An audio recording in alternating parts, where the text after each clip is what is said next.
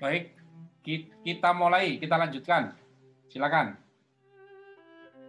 Baik, lanjutan tadi Pak ya. Dari hasil penelitian yang saya tulis, terdapat beberapa faktor saat pandemi COVID yang mempengaruhi pendapatan dari pemilik usaha. Namun antara lain, 1. social distancing, 2. faktor penjualan, 3. faktor ekonomi. Dari 3 faktor tersebut, sangat berdampak pada Ngalah Coffee sampai 3 bulan berjalan setelah penerapan PSBB pada daerah Gresik. Hal ini menyebabkan pihak manajemen Ngalah Coffee menciptakan sebuah terobosan baru untuk mengulangi pendapatan ataupun ekonomian dari bisnis UKM kecil ini dengan melakukan pengembangan strategi maupun meningkatkan daya tarik pembeli dan berhasil menormalkan keadaan pendapatan pada saat pandemi COVID-19.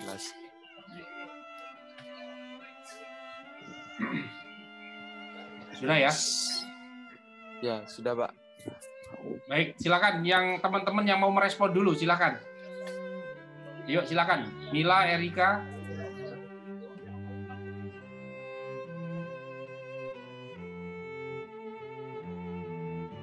Mila, Erika mungkin ada respon? Tidak, Pak.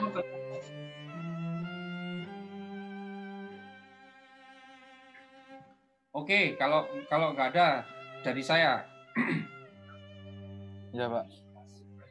Yang pertama, untuk sebuah abstrak ini terlalu panjang. Yang kedua, strukturnya masih belum tertata dengan baik. Pertama adalah pendahuluan, kemudian tujuan.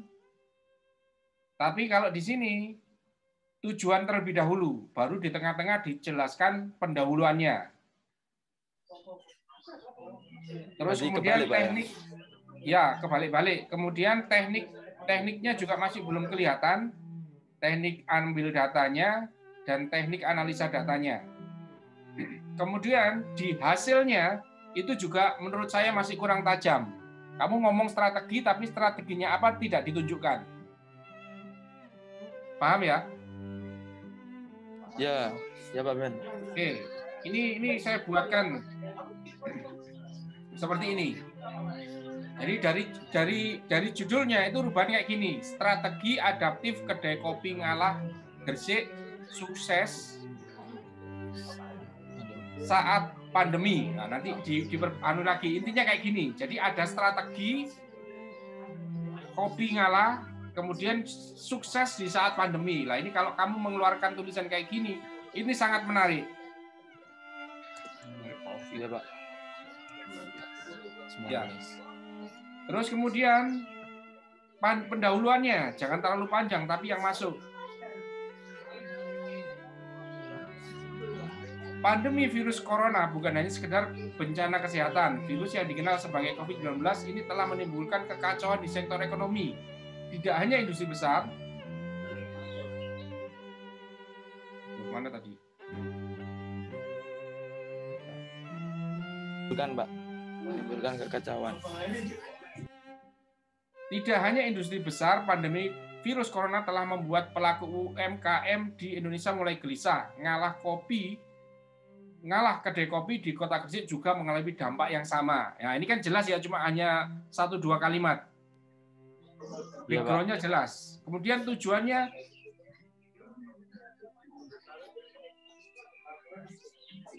penelitian ini bertujuan untuk mengetahui bagaimana Ngalah Coffee memilih strategi untuk tetap bertahan pada masa pandemi COVID-19. Ya, tujuannya jelas ya, cuma 1 kalimat ya. Ya Pak. Kemudian caranya, ini saya ambil dari tempatmu semua ini tadi.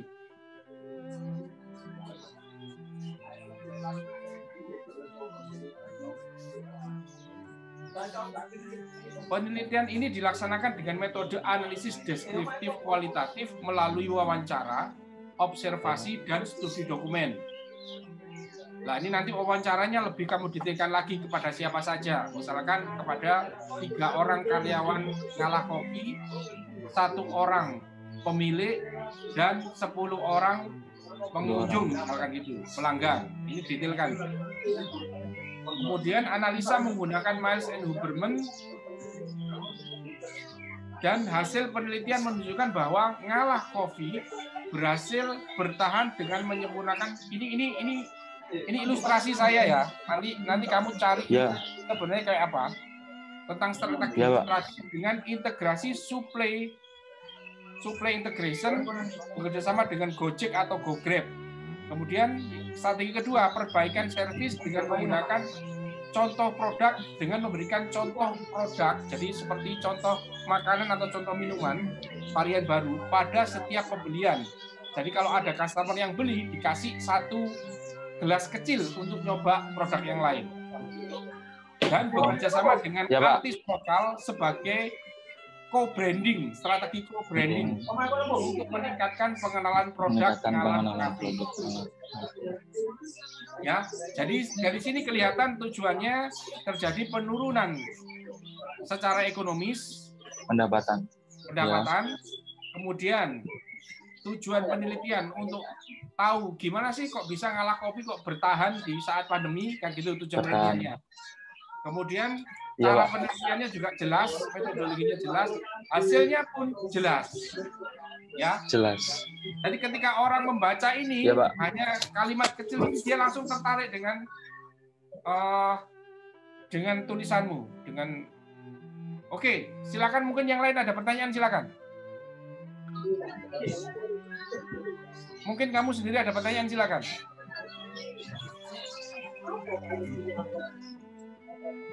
Mungkin itu saja Pak yang untuk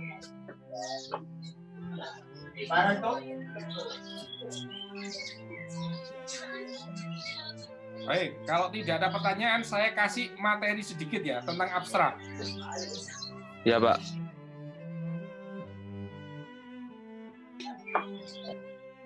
Ini bisa dilihat nggak ini? Bisa dilihat? Bisa, Pak. Oke. Pak. Saya ulangi lagi. Abstrak itu terdiri dari latar belakang atau pendahuluan 1-2 kalimat, kemudian tujuan penelitian 2-3 kalimat, metode penelitian, lokasi penelitian, cara mencari data, mengambil data maksud saya, kemudian analisa data 2-3 kalimat. Hasil penelitian dalam kurung masih perkiraan, bisa berupa hipotesis kita 2-3 kalimat, kemudian saran 1 kalimat, dan keyword 3-5 kata. Nah, ini yang punya Risa tadi, ya. Pengaruh intervensi dan brand ambassador terhadap keputusan pada mahasiswa pengguna aplikasi Tokopedia di Kota Gresik. Nah, kalau ingin lebih universal, Kota Gresiknya nggak usah diikutkan. Toh nanti ketika menjelaskan tentang metode penelitiannya, sampelnya juga dijelaskan di sini. Jadi supaya lebih universal, ini nggak usah dimunculkan, nggak apa-apa. Nah, tujuannya udah jelas, saya kasih nama warna hijau. Pendahuluannya warna hijau, penelitiannya warna kuning, metode penelitiannya warna merah, kemudian hasilnya warna hitam, sarannya warna coklat. Jelas ya di sini ya? Jelas, Pak. Oke, ini tadi yang kedua. Ini tadi punyanya siapa tadi? Erika. Nah, Erika seperti itu juga. Ini sudah saya mampatkan. Jadi ada pendahuluan, ada tujuannya, ada metodenya, kemudian ada hasilnya juga, kemudian ada sarannya. Nah, jadi nggak terlalu panjang, tapi padat dan mengena sesuai dengan tujuannya. Begitu juga yang Iya, Pak, makasih. Yang ketiga ini punya siapa tadi itu? Punya Zaka. Ya, punya saya, Pak. Ya, punya Zaka. Ya, tadi saya sudah bahas ya. Kata-kata kuncinya ada strategi, pandemi, kedai kopi, dan co-branding. Ya, paham ya? Kalau Jaka tadi kan strateginya kan belum nampak. Kalau di sini sangat nampak sekali. Tapi nanti pemilihan apa ya disesuaikan dengan hasilnya. Ini hanya contohnya saja. Iya, Pak. Siap. Oke, saya akan lanjutkan dengan ini. Kalian saya kasih soal seperti ini. Kita berlatih untuk membuat abstrak. Ada 2 topik. 1. Bagaimana bisnis model aplikasi musik Spotify mampu berjaya dalam bisnis digital. Yang kedua, Desa Wisata Lontar Sewu di Desa Hendrosari, Kabupaten Gresik, saat ini sudah berhasil dikunjungi wisatawan hingga 6.000 orang per hari. Berdasarkan penelitian, saat ini per orang belanja rata-rata Rp16.500 di lokasi wisata. Pengelola berkeyakinan daya beli rata-rata belanja per orang hingga Rp20.000. Pengelola ingin mengetahui apakah ada pengaruh menaikkan harga tiket masuk dengan jumlah kedatangan wisatawan. Oke, sekarang saya kasih waktu 5 menit. Semua yang ada ini untuk membuat abstrak dengan salah satu dari 2 topik di atas. Siap ya? Ada yang mau ditanyakan?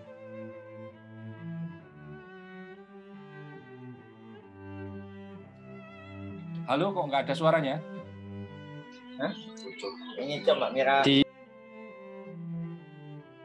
Halo, kok nggak ada suaranya? Erika paham? Pak Benny Paham, mau tanya. Ya, silakan siapa? Ada yang mau tanya, silakan. Mau tanya, berarti ini kan topiknya kayak gini ya Pak ya? Ya. Berarti nanti kita buat sekalian nentuin judulnya atau gimana Pak? Ya, sekalian tentukan judul dan abstraknya. Ya. Berarti sesuai persepsi masing-masing ya Pak? Dari 2 ini silakan dipilih salah satu. Kan bisa jadi ini bisa jadi kamu membuat pendahuluan. Setelah itu kamu tujuannya apa? Tujuannya kan terlihat di sini ada. Kalau kamu ngambil yang nomor 1 kan bisa kamu lihat tujuannya ada di situ. Kemudian kamu harus menentukan metodologinya apa. Apakah kualitatif, apakah kuantitatif. Kalau kualitatif, maka kamu harus melakukan wawancara, observasi, studi dokumen. Analisanya menggunakan Miles and Huberman tadi itu. Dikerucutkan, kemudian dan lain sebagainya, seperti yang sudah ditulis di seperti ini.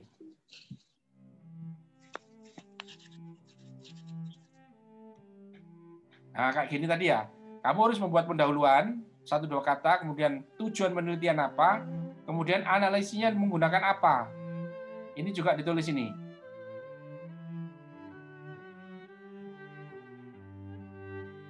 Nah, ini contohnya nih. Ini kalau yang apa nih? Kualitatif. Metodenya mengambilnya wawancara, observasi, studi dokumen, analisis data menggunakan Miles and Huberman, yaitu pengumpulan data, produksi data, dan kesimpulan atau verifikasi data. Kemudian ada hasilnya. Bisa dipahami nggak ini? Sufa bisa paham? Oke. Sekarang saya kasih waktu 5 menit. Kalian bikin oret-oretan, bikin ketikan, kemudian nanti sampaikan di grup WA. Siap ya? Oh, bukan di sini berarti Pak. Di WA. Iya, di WA. Di sini ngetiknya gimana? Gitu. Nanti satu-satu di WA aja. Ya, di WA nanti saya tampilkan gitu ya. Baik, saya kasih 5 menit dari sekarang. Oke. Stop dulu, nanti dilanjutkan lagi enggak apa-apa. Ini saya lanjutkan materinya aja dulu ya. Nanti setelah materi selesai, kalian boleh copy paste di grup WA. Oke, Pak. Oke, saya lanjutkan ya sebentar ya.